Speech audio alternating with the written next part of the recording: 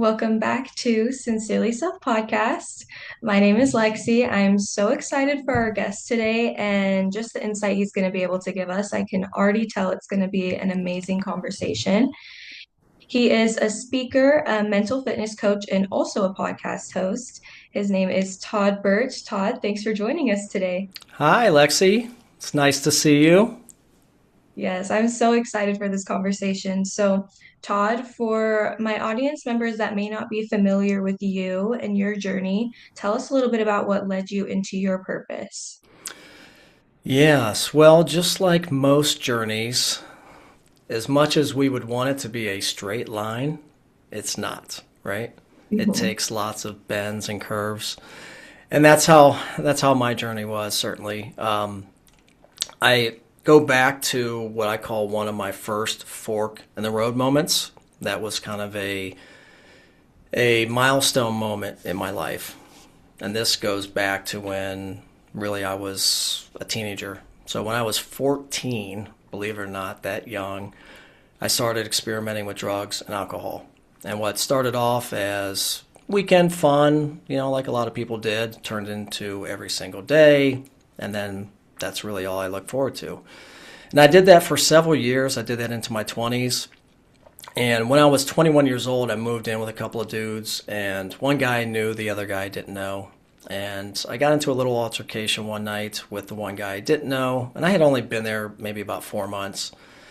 And put him in his place and thought we were good. And then I went out with some other friends, and we partied all night. And then they dropped me back at the house after the bars closed, call it 2:30, 3 o'clock, whatever. And I was pretty inebriated. And I remember getting home and then sitting on the couch, and my two roommates were up waiting for me. And apparently they had a plan, because no sooner than I sat down, they lunged over and started beating the living crap out of me. And I mean, they beat me to a pulp. One held me down while the other one continued to pound me in the face. And I remember that moment, and it seemed like it was days that it went on. It was probably 5, 7 minutes, I don't know. But fortunately, I was able to break free, run out of the house, and call my father to come pick me up. But this was a real moment for me, because I had a fork in the road. So I could continue to stay doing what I was doing, which was living in a fog. I had really no purpose, to your question, no drive, no ambition. I was a janitor at the time at a hospital, and I was just kind of day to day, just living the party life. And then I had the other choice of choosing growth and change. And I chose the latter. And I enrolled in college 2 weeks later. I got my BFA in graphic design because I've always loved creativity. And then I went on into my career, and I focused on web design and digital marketing for most of my career. And then in 2009, I started my own company, Evolve Marketing, which is a digital marketing web design company. And we just celebrated 17 years 3 weeks ago. So that was kind of the big fork in the road moment that led me to really the choice, right? The choice to make a change. And I do believe that human beings, we all really want to improve. We want to be the best versions of ourselves, but we get in our own head. And change it's a tricky thing. And Mhm. most times it feels very uncomfortable. And it was for me. To make that decision to go to school. I had been living in a fog for 4 or 5 years. I was scared. I was full of fear. What are these people going to think about me? I'm not good enough, imposters, all the things that were weighing me down, but I still pushed through it. And I was able to have some really great support and mentors that gave me that boost of confidence that I needed to lower the fear and stress and, get through. So, Yeah. First, congratulations on that milestone in your business. That's amazing. And I love your focus on the fork in the road because change really is the most constant thing in our life, but it also is the scariest thing. As crazy as it sounds, it really is. mhm. And we are always one decision away from changing our life. And I feel like your story is such a true testament to that. Like you were saying, the fork in the road, choosing what you've been doing or choosing to do something new. And you are just such a true testament to choosing to make that scary step into the unknown and the unfamiliar really might change the trajectory of your life. And so thanks for sharing your story. And I love the way that your path kind of turned out for you and how you're able to help others now too. Yeah, absolutely. And you said something key there, Lexi, which is to make that choice. And it can happen in an instant. And that's really my purpose now is I've transitioned into kind of my next business, which is keynote speaking. I'm also a mental fitness coach, so I take corporate teams through building their mental fitness. And my core message is igniting your spark. And that goes back to that fork in the road moment, that milestone. What I didn't mention was before making that choice to choose to go to college, there was something special that happened in between there. And when I got beat up, and I called my dad, I went back to my parents' house, like we do. I needed somewhere to live, so they were welcoming back. And I'd been there a couple of days, and just being in that house, the house that I grew up in, there were the same carpet, the same curtains, the same family photos. My dad doesn't throw anything away; he's kind of a hoarder. But that worked to my advantage because I walked up to my old bedroom on the second floor, and in the closet were boxes of old sketchbooks and art projects that I had worked on for years. And I picked one out and I sat on the floor and I started, sifting through them. And Lexi, there was something that came over me. It was in that moment that something shifted, and that was the spark. Because I remembered who I'd always been. I'd been the guy that had been extremely curious, asking the questions, and the kid who loved to build, who loved to create. And that was missing in my life. So that was really the key point where I said, okay, I need this. I need to get back to this. And obviously, I still had to make that choice and take that action, but it was the remembering who I was, right? What lights me up? Because all of us, every single one of us has something that lights us up. We just need to tap back into it. Right? It could be as a child on the playground, exploring, discovering, or it could be creativity, artwork, writing, poetry, music, dance, which we'll get to. But Mhm. what is it? And once you get that ignition point, your spark lights, and then you can just really light up everybody else, and you have that impact. And life is so beautiful when you're doing what you love to do, what you're passionate about. Yes, that is life changing once you realize that because I think so many times people think to grow into their purpose or to, align with that, they have to change into somebody new. And Mm, it's the opposite. You have to come back to who you were, like you were saying. You have to come back to who you are at your core and break away all these insecurities and all these lack mindsets that you've created over the years to mm-hmm, come back to who you are. And that's when you align with it. And so I love that you were saying that because it's so true. As soon as you almost come back to yourself mm-hmm. and realize, like you were saying, being curious and being open and exploring, that's when you start aligning with what's meant for you. Yeah, and it's funny, Lexa, you just stole one of my keynote slides. You said it perfectly, as if you were in the audience. And it says one of the biggest misconceptions is that we feel we need to become a new person. Growth isn't about becoming somebody new. It's about remembering who you've always been. And it reminds me of there's one of my favorite books, and it's called Be Water, My Friend. It's by Shannon Lee. She is the daughter of the late Bruce Lee, the martial artist. I Mhm. highly recommend it to you and your audience. It's one of my favorite books.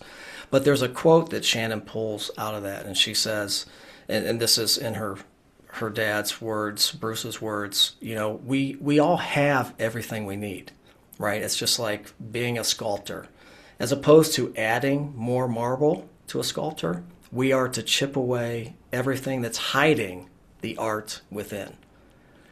And if you think about it, we do. We really do have everything we need. And in an instance, we can make that choice and ignite, and everything changes. I know easier said than done, but it can happen like that. Yeah, it really can. And for our audience who are listening, I'll make sure to list that book below, and I'm going to have to check it out because that really is such a beautiful quote and so well said that. really it is just chipping away until we just uncover what's already been there. Mm-hmm. So that kind of leads me into something that is very significant for you, and that is the lightning bolt. It's your logo, it's part of your brand. And for you, it's much deeper than just representing your brand. It represents something significant for you. So for our audience that may not be familiar with the backstory of the infamous lightning bolt, give Mm. us that story. Thank you so much. I love talking about that. Obviously, are you going to show this on video? You can see there's Yeah, yeah. If you're my watching light. the YouTube or the Spotify, you'll be able to Oh, see the where's it? lightning bolt. Yep. And it's also on my gold chain. I don't know if you can see Oh, it that's there. amazing. Yeah. I don't mess around. Oh, yeah. I had this gold chain when I was a teenager. Not this exact one, but all I wanted for Christmas was this gold chain and lightning bolt again. So I got that back this year. So a part of me from my childhood is back. But That's thank you awesome. for asking. And yes, it has always been a part of me. And it goes back to being a kid, a teenager. One of my favorite superheroes has always been Flash. Flash is this funny, quirky guy who's in and out. He wasn't really a main character, but I loved when he came in because he just added this excitement, and he was extremely fast, obviously. And I'd always been, still am, one of the shortest guys in the group, so I had to compete by speed and strength. So I really aligned with Flash, and that was kind of the starting point. And then, as I became a teenager, I got into breakdancing in the 80s, and man, that changed my life. I spent 3 years every single day, morning, noon, and night. That's all I did. I wanted to become the best breakdancer in the area. And my tag, which is kind of like a logo, nickname, had the lightning bolt included in it. So when I went out and spray painted, different things around town, Windmill Wizard, it had the lightning bolt.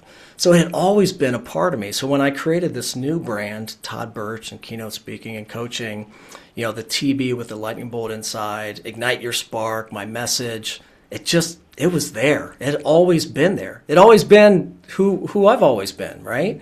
So Mhm. it was an easy thing. And the lightning bolt represents who I've always been, which is destruction, right? But also excitement, right? And that's kind of what my life has been, and life for a lot of people, and that's not a bad thing.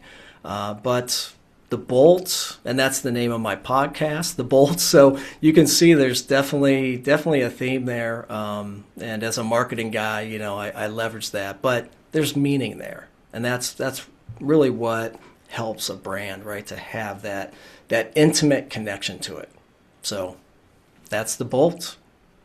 Yeah, I love that it has kind of followed you through some of the most monumental moments in your life and the things that have made your spark light up and the things that have made you feel the most yourself and the way that it aligned with what you were doing. Like it aligned with the breakdancing, it aligned with you creating your business and everything that you talk about igniting your spark. It's kind of followed you through and it's Mm-hmm. stayed true to who you've been because it I feel like it is such a core part of who you are. Mm-hmm. So I will have everything for Todd linked in the description, like his podcast, The Bolts, that you guys can go and check it out. But I just think it's such a cool story of how it not only represents your brand and who you are now, but it's represented so many different phases of your life. Yes, absolutely. And my purpose, Lexi, is really just about impacting others. I'm at that point in my life. Well, I've always been, kind of a leader and wanting to help people and helping nonprofits or just, be that guy when you call, I'm going to answer and I'm going to help you in any way that I can. I have a lot of resources. I'm happy to do that. But now, I have this platform, the podcast, which is a powerful means to amplify a message, and then keynote speaking obviously is another great way to get that message out there. So the last pillar in my Spark framework is impact, and that's not inspiration, that's influence, and being able to light the way for others. That's when life becomes really fun, right? When you can help someone else. It's great that my spark's lit, but to be able to light someone else's, that's cool. That has lasting impact. Yeah, I really think that everyone's purpose in some way aligns to help other people to some extent.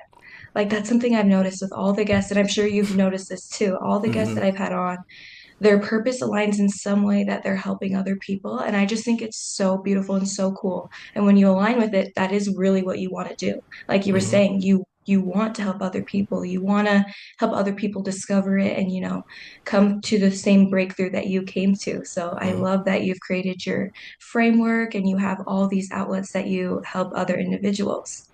Yeah. So we touched briefly on your breakdancing, but I'd love to dive a little bit more into it and just the significance it had on growing you into the person that you've become. Yeah, absolutely.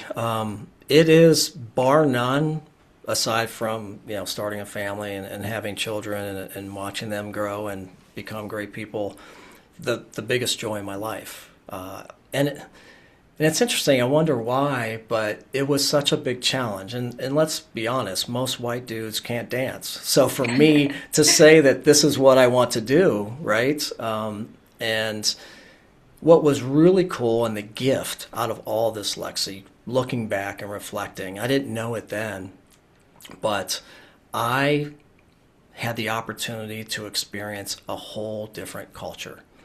I mean, so I was, excuse me, I was breakdancing and I was hanging out in neighborhoods that most people weren't hanging out in, especially being a young white dude. And I got intimate with these people and their families. Intimate in that they let me in, right? And I got to stay the night and experience, what their livelihood is inside the home and having dinners with the family and whatever else went on. But just being able to really experience that, most people don't get that opportunity. And to just some of my best friends. And I would go to talent shows. This was back before American Idol, but it was kind of the American Idol of the times. Was they would have these talent shows, and there would be music, rappers, and dancing. And I would be in this theater of hundreds of people, and I would be one white dude in that whole group. And here's the thing, everybody accepted me as if I was just a normal person, right? There was no racial anything. Here's this white guy I could dance. I mean, I worked my tail off to be able to compete. And so I had a lot of respect, from all these people. And that was the coolest thing, was to be able to just be included, especially nowadays when everything is just so polarizing. It makes me sick to my stomach. But there was a Mhm. time where everybody just loved to dance. And breakdancing it was a movement. It was a spectacle. We would go to the malls, which most people, I don't know if you have malls where you're at. We have a few, but that was where you Yeah. went. You went to the mall as a teenager and you hung out. And we would go to the mall as our group and we would start dancing in the middle of the mall. And we would get groups of people in the crowd, 50, 60, 70 people, to the point where security had to come because we were blocking the way to get into stores. But people loved it. Even if they didn't understand it or they could never conceive of doing it themselves, it was just really beautiful to watch. It was so different. And it was on every single TV show. It was in the movies. It was everywhere. You couldn't get away from it. It was a movement. And I was a part of that. And I started off not very good. And I entered competitions and I lost. And it hurt, but it allowed me to build resiliency and to learn and to take those as lessons. And then I got better and better. And eventually at the end, unfortunately, it started to fade out, breakdancing as a movement, but I made it to a traveling group and got paid. That was the progression of 3 years of every single day watching videos. This was before the internet or phones, and being able to rewind the video, watch the move, run downstairs, practice it on my linoleum or cardboard, walk back up, rewind, play, back and back and back until I could get that move. And then I got that signature move, the windmill, which at the time was the pinnacle of the floor. I was a floor guy. And that was Windmill Wizard. That's who I became. And now people, it's one of those things they ask you like, oh, breakdancing, really? I can't imagine that. And now if every wedding I go to, everyone knows, they're like, Bertsch, get out there on the dance floor. We want to see that windmill. So I can still do it. It hurts. I'd love to be able to do it like I used to. But Lexi, it was Mhm. just, yeah, it was a very important and happy part of my life. And there were lots of gifts and opportunities that came along with that. Yeah, that's amazing. I grew up doing contemporary dance, so also in Oh. dance, but a little bit different. And I know exactly what you mean with how dance kind of creates a community of people Mm-hmm. from all different backgrounds, all different cultures, all different Mm-hmm. lifestyles. And I feel like music and art and things like that do the same thing too. Mm-hmm. It just, even if people don't fully understand it, it just brings this sense of like peace and love and Mm-hmm. comfort and happiness and just people showing their talents and Mm-hmm. everyone loves it. And I love that you were such a big part of the breakdancing movement because it really was such a big thing like you were saying in every movie and every show and the way that it kind of led you into a bigger purpose and into something bigger than yourself. And I love that you were saying that you took the no's and the losing the competitions as a point to keep trying and Mm-hmm. just to keep getting more resilient until you were able to be traveling for what you did. Because so many times I think we get rejected in the things that we're Mm-hmm. trying to do and we take it as maybe, oh, this isn't meant for me. But sometimes it's you're just not there yet Right. and the emphasis on yet, like you will get there the more that you're trying. And the, like you were saying, every day you were practicing and practicing. And that's what you got to do is you just got to keep practicing and practicing because if you're led to it, it has some point in your life. So I love that you were saying that you had to be resilient with it. Yeah, and I think you're absolutely right. And I'll be honest, especially at that age, I certainly it was hard, to Hmm. take that. I would handle it a lot differently now as I've grown and learned and trained my brain to handle those situations differently. But the key was I loved it. Like that lit me up. So it didn't matter. And that goes back to really igniting that spark, finding something, doing something that you love to do. And maybe it's not your main job. And if you don't have that fulfilled there, then you really need to have something on the side, a hustle or a hobby or something where you can really tap back into that because it changes everything. It really does. It does. It is so important to have something that you love and that fulfills that aspect of your life. Like you were saying, sometimes we can't have it be our main job or our main career, but it should be a main point in your life. Mm-hmm. And we get so caught in like the running and got to go do this and I have to go do this now and you feel like you don't have time to stop. But Mm-hmm. the more that you embrace the things that are true to you and the things that you love, even if it isn't aligned with, let's say, your career, the more that you will feel like you can kind of breathe and calm down and that life isn't moving so fast. Yeah, absolutely. And for maybe your younger listeners, time flies by so quickly in life, and you have one shot at it. And it is the one non-renewable resource. You can have all the money in the world, you cannot buy that time back. And that's what I teach my kids, like find something you love, something that's the money, it'll be there. If you're a hard worker, you do good work, money will come, but that's not going to make you happy. Find something you really love and something that hopefully has meaning that can help change this world, make it a better place. So for the younger listeners, like now's the time. Find something because things go so fast, and next thing you know, you get into a comfort zone. And if you hit that comfort zone, it's very easy to stay there. And that, imagine a couch potato, and that's what it is. There's just no drive, and you're just doing the same thing every day. And what I call it's Groundhog Day. You're just rinse and repeat, same thing. And that's no fun. We're just on autopilot. That is not life. Yeah, yes, exactly. Autopilot is not life, and it's especially not the life you want to live. That's amazing. So, Todd, the last thing that I want to touch on is your book, Ignite Your Spark. Mm-hmm. It's a framework for leaders, but I feel like everyone will gain something from this book and just being a Mm-hmm. leader in their life, even if you're not a leader in your career or a job that you're doing or a group that you're in. I feel like just a leader in your life, you're going to gain something from this book. So, for our audience that have not had a chance to listen to your book yet, tell us what they can expect to read in your book. Yes, absolutely. And you said it. It's all about igniting your spark, but it's not just for leaders. That's the title. And like you said, everybody is a leader. If you're a parent, a coach, or really just anybody, you can lead any movement, right? Any cause, your own mission. We all have the opportunity to lead. So the book really is applicable to anybody. And it's based on 5 pillars: curiosity, which is the ignition point, right? That's what allows us to really ignite that spark. Mindset, fueling the spark, fueling our mind.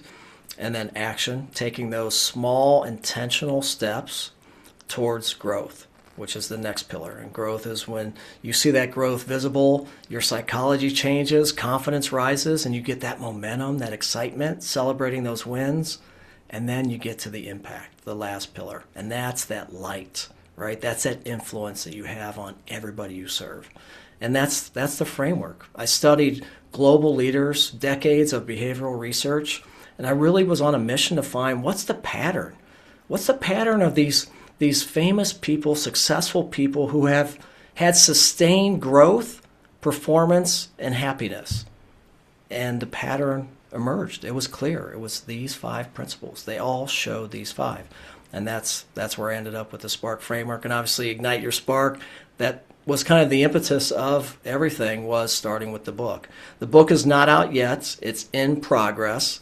The goal is to launch it this year, but life has a way, as we talked about in the beginning, of taking us down a different road, and that's okay. I'm at a point where Hmm.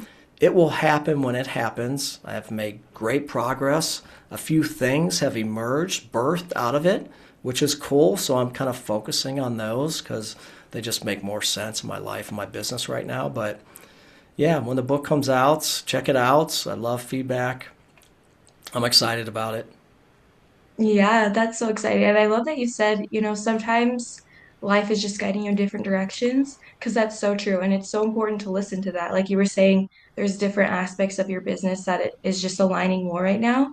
And like that's amazing. And I love that you're following that, because sometimes we think, well, I need to stick to this plan or else Mm-hmm. it's not going to work out, or I need to stick to it exactly how it is or else it's Mm-hmm. not going to work out. But if you're following your inner guide or your inner compass, sometimes it's going to lead you in a way that maybe you're like, okay, wait, I don't see this yet, but once you get to the other side of it, you'll be like, okay, I understand exactly why it played out this way. Mm-hmm. And if you resonate really heavily with how Todd was explaining his framework and just everything that he's about, definitely go listen to the Bolt podcast. I feel like that is going to be your outlet if you're trying to get out of your autopilot and Mm-hmm. kind of dive into your purpose and figure out how to start going into that. That's going to be the place you want to go. Like he was saying, he's also a keynote speaker.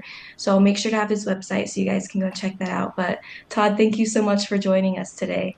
Thank you, Lexi. This has been a great conversation. I love your energy and what you're doing, and I just hope to continue our conversation and hopefully this sparks something within somebody. That's always the goal, right? And I'm sure you have the same goal if we can impact one person.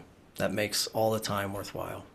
Yes, absolutely. And Todd, I think we really might have to bring you back for another episode. I really have loved this conversation, and I feel like so many of the things that we talk about on both of our platforms are Mm-hmm. so similar and Mm-hmm. so aligned. We're talking about very similar things. And so Todd will definitely be joining us at some point again, guys. But thank you so much, Todd.